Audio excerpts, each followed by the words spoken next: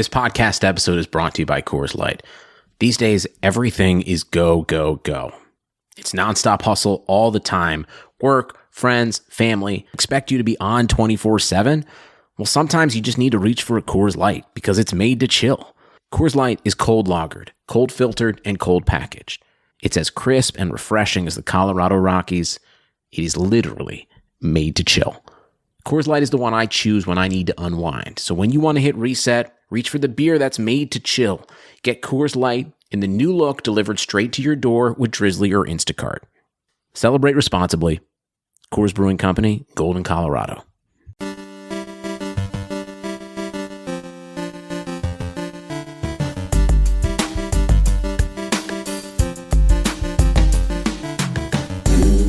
What's up, champs, and welcome to another episode of the Keeping Karlsson Short Shifts program. I am your host, Ben Burnett, and joining me, as always, my co-host, Louis Ezekiel, and the E is for holy crap, OV.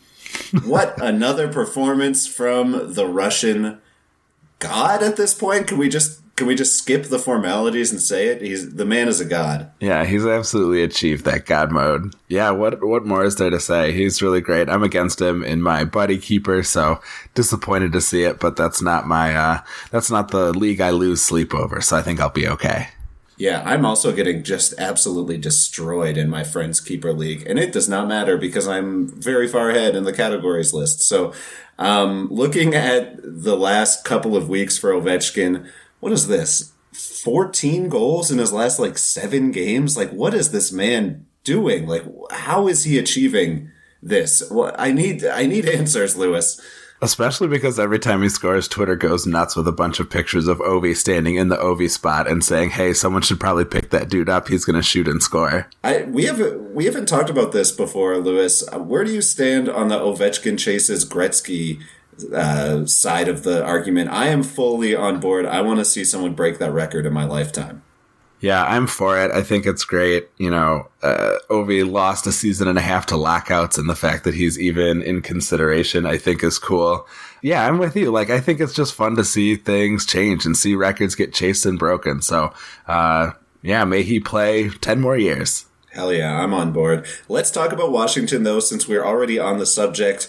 You alluded to it earlier. Ilya Samsonov took a Ovi slapper to the chin, apparently, literally, in practice today, and looked pretty dazed. They had to help him off the ice. Afterwards, he was walking around. Apparently, he gave the I'm okay-ish hand signal, like the old so-so. So apparently, he may not be too injured, but he did not back up Holtby tonight. Thoughts on a possible injury to Samsonov?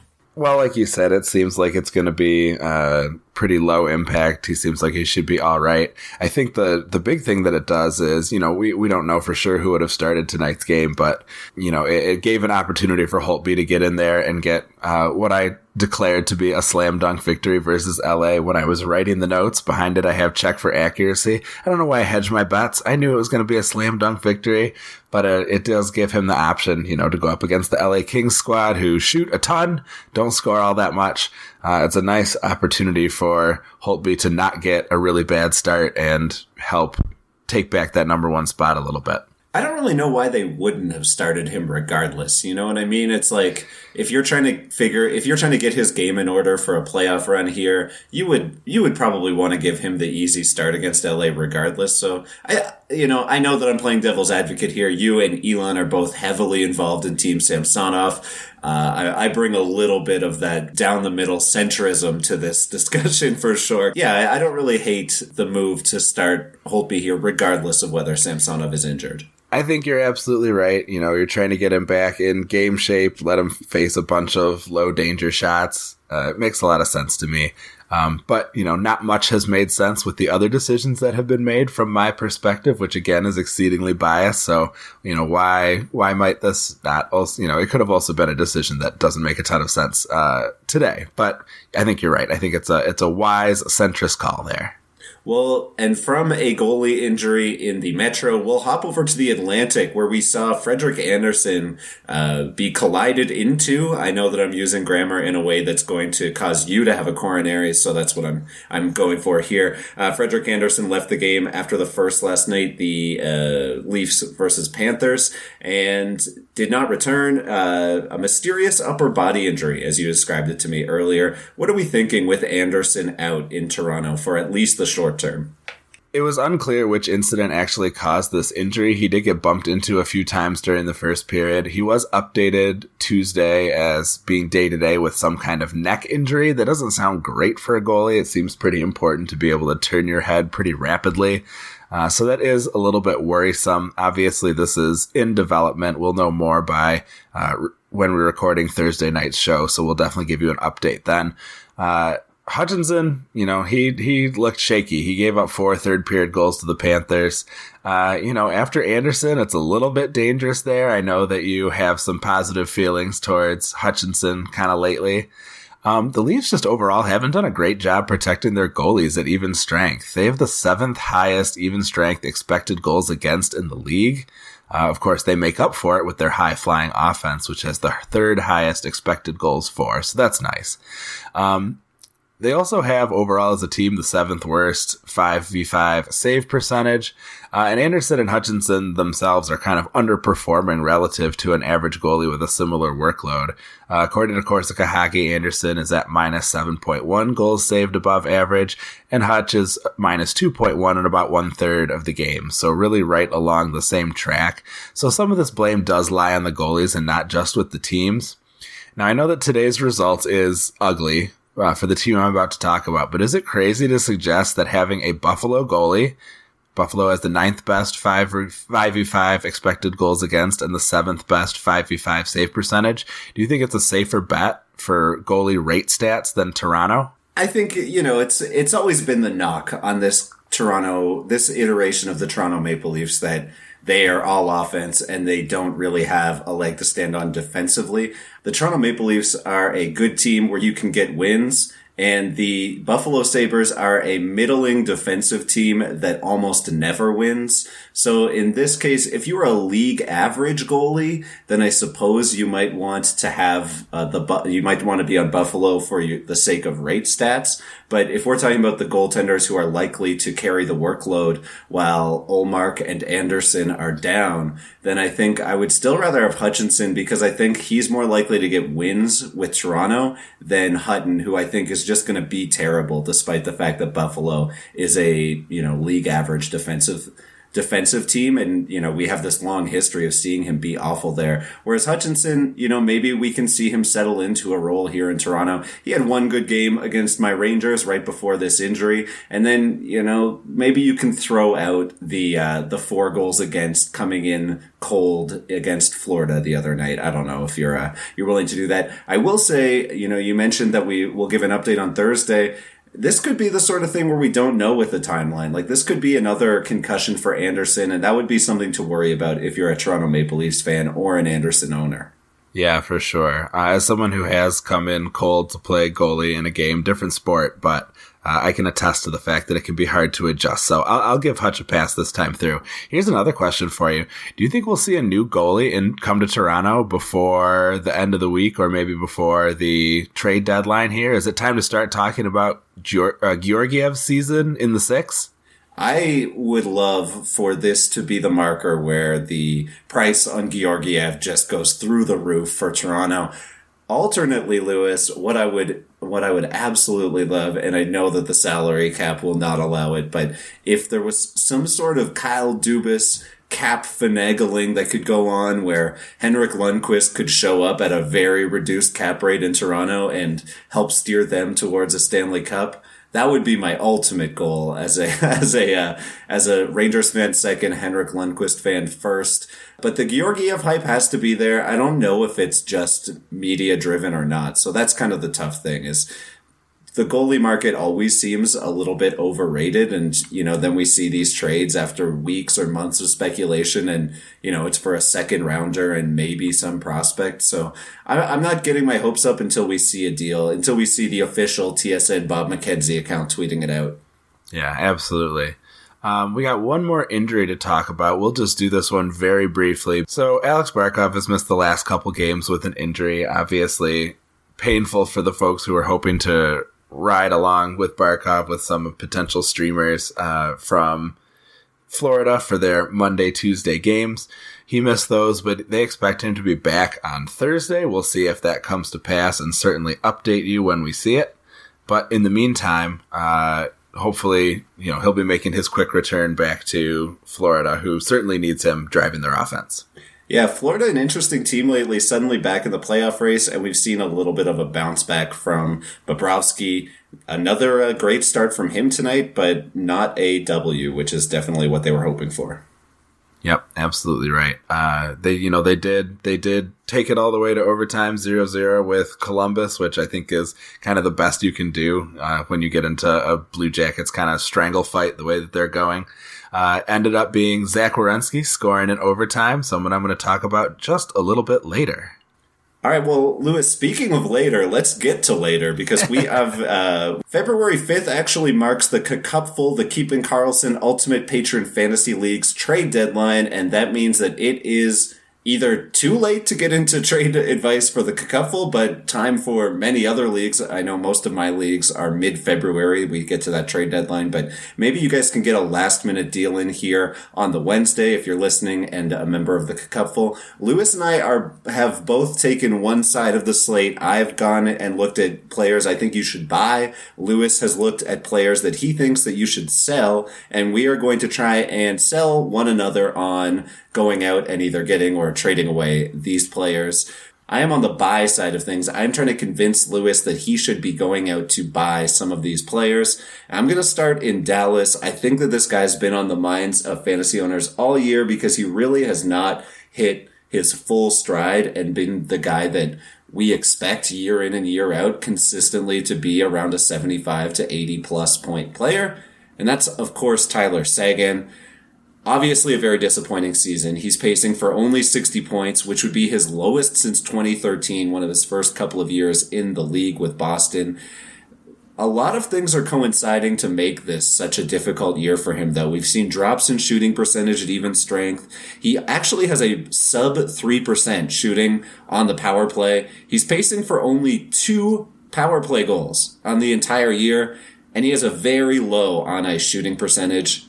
I mean, there are reasons for concern, and I highlighted this when we talked, I think, about Alex Radulov in a Patron 5 a few weeks ago, when I was talking about how all of the Stars forwards are seeing a decrease in their time on ice. You don't love to see it, but what is interesting is that though his shot rate for the season is down by about 25 or 30 shots, his shot rate per 60 is still even, and his individual expected goal rate is in line with previous years. So I think that we're still looking at the same player. I don't think that there's been a huge drop-off in quality. I think it's really just been poor luck and worse deployment than he's used to seeing in terms of total ice time.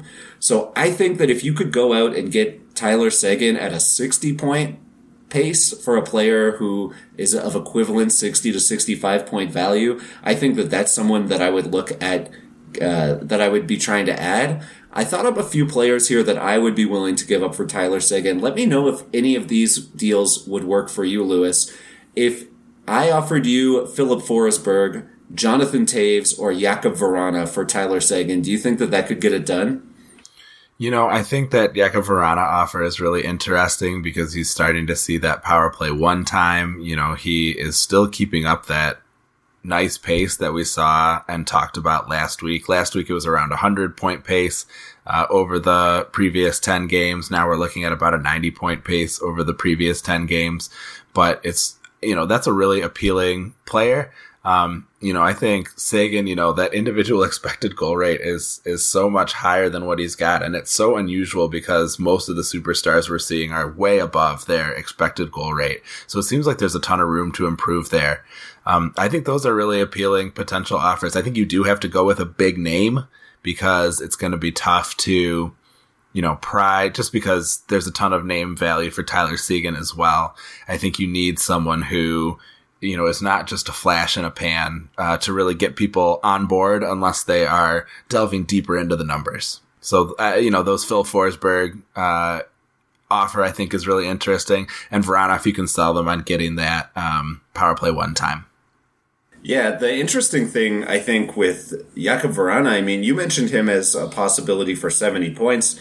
I think that would put him around, I'm not buying Tyler Seguin at a point per game at this point, but, 70 to 75 would be more or less within my expectations. So maybe Jakub Vrana is somebody who you should be holding on to while he's holding on to that top power play opportunity. Well, I'll tell you what, as I was looking at my sell highs, I did a whole thing on Vrana, and then I decided, with that power play time, he's getting onto that first power play. He is getting some nice sheltered zone starts. Ultimately, I decided that I would go another direction for my sell, because I do think Vrana is worth holding unless you can get a really good deal for him. Before I send that over to you, Lewis, let me just give a few more players who I think would be interesting buy targets. I'm looking at someone like Johnny Gaudreau, who I still think is underperforming in Calgary. Two other forwards, Gabriel Landeskog and Dylan Larkin, both on pace between 50 and 60 points. I think we see each of them deliver an uptick in performance before the end of the year for shooting percentage related reasons.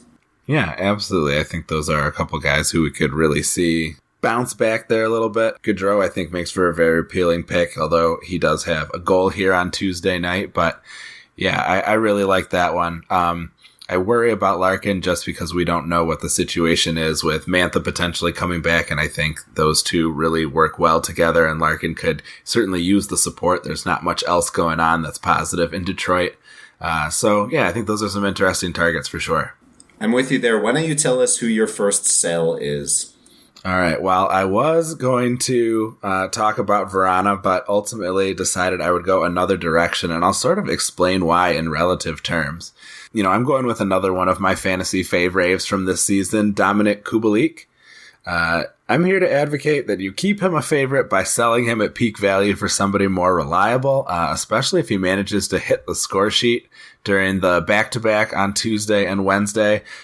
Here on Tuesday night, that game is still in progress, so he's got a chance here. Kubalik and Vrana have been pretty similar in a lot of ways this season. Right now, Kubalik is ranked number 34 in average fantasy points over the last month in the Cupful. Vrana is at 47 over the last 30 days. And they both have elevated shooting percentages, high even strength, individual points percentage. So they're getting in on more goals than usual at even strength. And some limited power play exposure, although Vrana's is starting to improve here. Ultimately, I decided that of the two, Vrana is more likely to maintain a good scoring rate due to a couple main factors. First is that Vrana is getting that delicious power play one deployment. Not doing a whole ton with it quite yet, but, certainly that's where you want to be if you're playing for the Capitals, is up on that power play one with Karlsson and Ovechkin. The other is that Vrana is really enjoying some nicely sheltered deployment. Because Kubalik has been attached to Taves, who, is responsible for a lot of the defensive forward responsibilities for the Blackhawks, he's getting more defensive zone starts. Vrana holds about a 10% advantage in offensive zone starts. Along with that superior power play deployment, I think it's going to put him in a much better position to maintain those numbers. So he's starting about 58% of his zone starts in the offensive zone. And that's going to, just put him closer to the goal, give him more opportunities to score. That's obviously the kind of thing we want to see. I do think that Kubalik's production is more of a mirage. Neither is likely to maintain their current pace, but if Vrana drops down, that pace I think falls maybe towards the mid-60s, whereas Kubalik could become a 50-pointer in pretty short order, especially with a line change. It's really hard to imagine that happening to Vrana given his current situation. So do you think that a guy like Kubalik, who's, up there in the top handful of players right now in the Cupful, do you think you could go after a Gaudreau or maybe a Lindholm or a Marchessault? Kind of this list of 60-ish point players who are capable of performing above the pace that they're on right now. I think Gaudreau would probably be shooting your shot a little too high just because the name value of somebody who typically puts up 80 to 90 points, if you've held on to him all year, then you still know that he's capable of more. So I don't think you would probably be able to land a Gaudreau. I think someone like Lindholm is very, very doable though, and I think that would be an interesting player to chase after, just because he's still getting pretty decent deployment in Calgary after the coaching change, and I think that if they see any level of regression for their team shooting percentage, that he becomes a lot more interesting. Yeah, definitely. And if you could get Marchessault, that would probably just be my favorite thing that you could do. Yeah, that would be really outstanding. All right, I'm going to get into a defenseman that I think that you should be targeting, and this is someone who may seem weird to call a buy because he is a rookie defenseman on pace for 70 points, but I would be looking to get Cale Makar in a 1 year in any way that I could. The reason I say that, right now he's pacing for 55 points in the 15 games since he's returned for injury. So, maybe folks are starting to think, hey, this guy might be hitting a bit of a rookie wall here. That's after tonight's game where he added another assist. The other thing is only one power play point in his last 10, despite really being back from that weird blip where Sam Girard took over for him on the top power play unit. The main thing here, though, is I don't see any reason why Makar can't continue at a similar pace. He was a bit of a sell for me earlier at 70-point pace, but if he could be a 60-point guy moving forward, he has a ton of value. And the other thing is that the Avalanche have an elite schedule for weeks 21 and 22, the first 2 weeks of the Cupful playoffs. 4-game weeks, both of them, and each of them filled with off-night games. So I am targeting a couple of these Colorado Avalanche. I mentioned Landeskog earlier. Someone like Mikko Rantanen has bounced back quite a bit over the last 4 or 5 games, but previously to that, he was an incredible buy. If I'm shopping right now, I am looking for Cale Makar. Yeah, that's bold. I'll admit I did a bit of a double take when I saw him on the buy list because I'm thinking that's going to be you're going to have your hands full trying to pry him out of the roster of whichever opponent holds on to him. What's your plan in that regard? Well, I think in any case, if you're looking at buying someone in the trade deadline, you need to remember that it's a bad idea to just go after these players as hard as you can. Instead, what you should really be doing is looking for teams that you can target, teams who have surpluses in different positions. And if I see a team who has 3 or 4 great defensemen and I see Cale Makar there, someone who this team could afford to lose, maybe they're starting to think because of the downtick in production over the last month or two, that's where I'm starting to look at Cale Makar. What I would be looking at is probably trading a 70-point forward for Cale Makar and hoping that he can more than make up for the slight downtick in points by being from a position of greater scarcity. So I know I said I wouldn't be particularly interested in trading away Jakub Vrana, but I would trade Jakub Vrana for Cale Makar in a heartbeat. How about that? Yes, I would definitely do that. A few other defensemen that I would try and maybe pry Cale Makar away with. What about super hot Tony DeAngelo? Mark Giordano strikes me as someone who's been really hot lately that maybe you could sell on his last year production as well. And then another guy, Jeff Petrie, after that 4-point game last week, his longer term stats look a lot nicer after that game, right? Yeah, I think that's quite interesting. I like the idea. This is some quality trade analysis. I really like the thinking that goes into it. I think you can go to these GMs and sort of emphasize the recent production, especially for if you're trying to sell off a guy like DeAngelo to get, someone who is slumping a little bit, even though he's, kind of the talk of fantasy defensemen this season. So really, if you can clarify some of these numbers and show some of these splits potentially, I think sometimes when you're in a deal like that, it comes off as kind of trying a little hard, but I think it can be worthwhile to sort of help you develop and make your argument. I mean, to your point, you are definitely going to have to put on your salesman cap a little bit to get Cale Makar, unless you are speaking with someone who, as I said, is a little bit down on him, thinks maybe that he's run into the rookie wall a little bit, and they're looking for someone who's been more consistent more recently. Other defensemen that I would be targeting right now, if you could, Oscar Klefbom still getting elite levels of power play minutes in Edmonton with Draisaitl and McDavid. He really hasn't been able to capitalize on that, but I don't see any reason why he can't be more a part of the power play moving forward.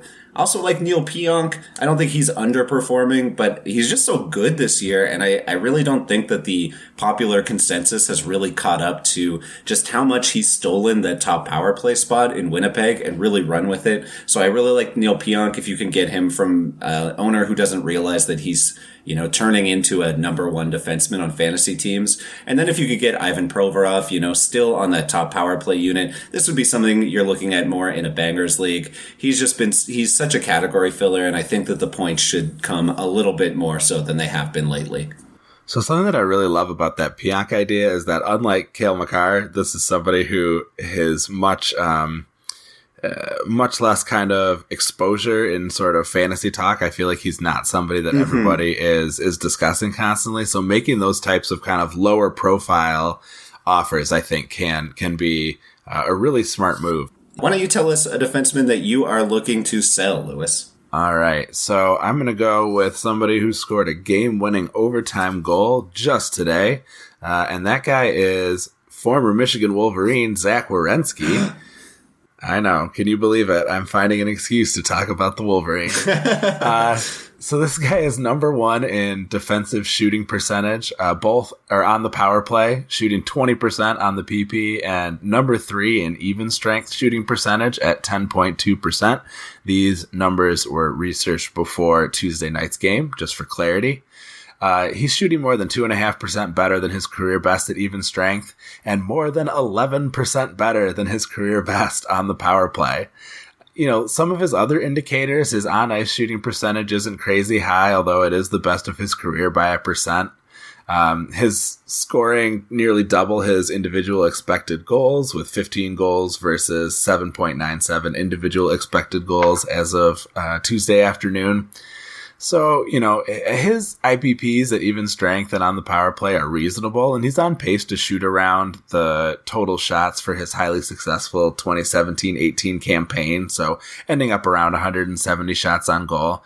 Those are some stats that I would want to highlight while you're making your offer, but I see Werenski as a really appealing overachiever who makes a good trade bait candidate.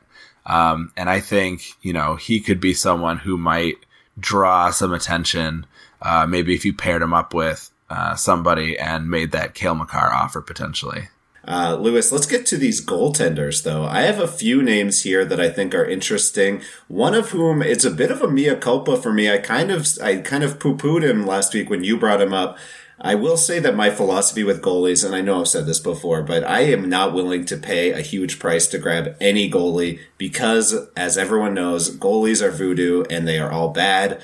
So I'm going to list a few players that I'm interested in, but I would not be giving up a ton. If I can get them off the waiver wire, all the better. If I can get them for a depth forward or defense piece, that's fine too. Talked about him last week, and I didn't know. I wasn't ready to believe it just yet. But Matt Murray is starting to look awfully nice out there on... he's not on any of my waiver wires, but if I could pry him from somebody who held on, so long, and they're just kind of like, God, I hope I can get some value out of this guy. Looks like he's rounding into form at the right time yet again. If you look at his numbers, he's been outperforming Jari over the last 30 days, just like you pointed out last week. I wasn't ready to buy then, but after seeing Pittsburgh give him the start on Sunday, I think that shows that this is at the least a 50-50 split. And if Murray's been the better goalie for a long enough sample, I don't see why he wouldn't get some run. I am into Matt Murray. What do you think about that? So, as you pointed out, I was starting to sound the alarm bell about this last week in large part because I'm a nervous Jari owner in a lot of leagues. Matt Murray really did round back into form the last couple years. He sort of followed the same pattern. This time the valley was a little bit lower and for a little bit longer.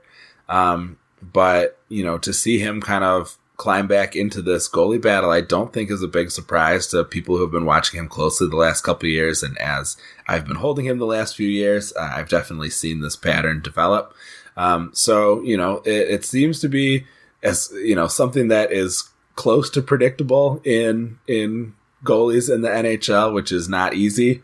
But yeah, I would not be surprised to see him really, start to make a move on taking over that job back from Jari. Absolutely. And I think also there is a risk that, Matt Murray goes out and just wins this job back. So we'll see. We've seen Pittsburgh give him a run before, but it'll be interesting to see what they do in this case. I have two more interesting buys that I'm going to just burn through, and then I'll let you finish this off with your goalie sell. I'm kind of interested in Carey Price as a bounce back in the second half. He's been really good. He did the same thing last year where he looked really shaky in the first half and then finished really strong. I think he could be an excellent second half own. The other piece to that is just the watching Montreal get healthy right now. Brendan Gallagher back. We should be starting to see, Paul Byron, Jonathan Drouin, all of these players coming back, and Montreal's not a half bad team once they're fully healthy. So I don't mind going out and getting Carey Price if you can get him at a reduced rate. And the other guy that I'm sort of interested in, and I think that I've seen him mentioned quite a bit recently, is Sergei Bobrovsky. As Florida rounds into form, so has he. I'm sure that the two are connected. But I think if you can get him dirt cheap, as he is just now, I think getting back over that 900 save percentage hump, I'm not against hoping that he can turn things around here. Lewis, take us home with your final sell of the evening. All right. Well, call me Freddie foreshadowing here because I was... I have Columbus on the brain as I am thinking about my last goalie that I want to sell high. And I may take some heat for this, and maybe this is a ferocious take, but I think getting out there and selling on Elvis Merzlikins while you have the chance, another one of this year's fantasy darlings, may be a really good approach. And I'm interested to see your take on this because I do think that it's a bit of a bold one. This isn't even really about sustainable numbers. I think that he is perfectly capable of continuing to do what he's doing. But I think that his value is capping out right now because with Korpisalo set to return before too much longer, Merzlikins and his outstanding rates are likely to see a significant drop in starts. And Elvis has been marginally better than Korpisalo in a number of stats. His even strength and power play save percentages are a touch higher. His goals saved above average is an improvement. But the Blue Jackets are seventh in the league in expected goals against, second best at suppressing high danger chances against. It seems like a lot of goalies could find success behind that blue line and behind that system, sort of regardless of who they may be or what they're capable of. So assuming they both maintain their health and there's a minimal disparity in terms of their performance, you have to think moving forward that Elvis is probably going to top out at around half the starts, don't you think? I do agree with you, and I think that you've got some great analysis here. I definitely think that this is a sort of situation that becomes a 1A, 1B really quickly. And just like that, Lewis, we are out of time. For myself, Ben Burnett, so long, folks. Why don't you sign us off? All right, well, we want to thank Yahoo, Fantrax, Natural Stat Trick, and Corsica Hockey for helping us research this episode. Thanks to all the patrons of Keeping Karlsson who help keep us going. You can become a patron of Keeping Karlsson at keepingkarlsson.com/patron. You get access to the members only Facebook group. You can chat with Ben and myself and Brian and Elon and all of our brilliant patrons. You can join up the most exciting fantasy league I play in, the Cupful, huge multi-tiered, year by year moving up to try and become the ultimate champion. It's very exciting stuff. Do give it a chance to check it out. Ben does Saturday streaming to help you make your sit-start decisions. So there's all kinds of great perks that we're offering. And just if you like the show, help support the show, help us make more of these episodes. I also wanted to, my boys asked me to give them a shout out here at the end of the episode so that they could hear themselves on the podcast. So, hi, Donovan. Very proud of your excellent report card that just came back, and I hope that you earn your yellow belt in Taekwondo in a couple weeks here. And hi, Logan, my younger guy. Great work at swimming. Can't wait to hang out with you this weekend. And with that, I just want to remind you to play smart and keep your shifts short.